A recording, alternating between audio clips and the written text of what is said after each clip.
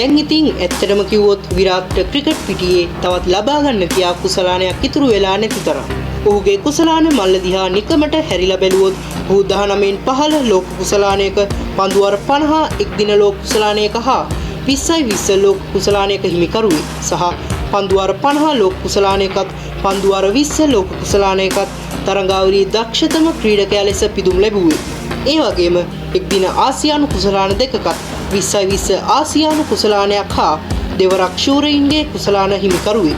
එසේම මෙම වසරේ 18 වෙනි IPL කිරුළේ කුළුඳුල් හිමිකරුවන් වීමත් සමග ඔහු මේ වන විට IPL කිරුළකට ජයග්‍රාහකයෙක්.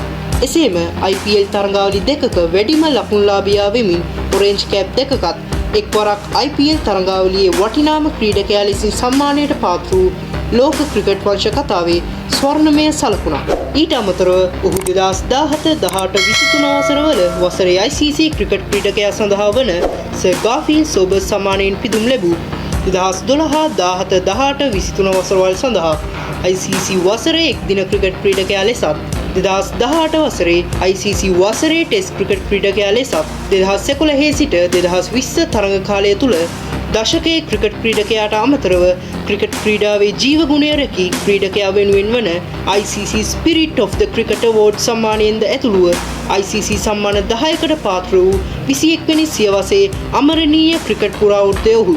ඉතින් ඔබට පේනවා සීමිත පන්දුවාර තරඟ රටාව තුල විරාට්ට තවත් ජය ගන්න කියා සම්මානයක් ඉතුරු වී නැහැ.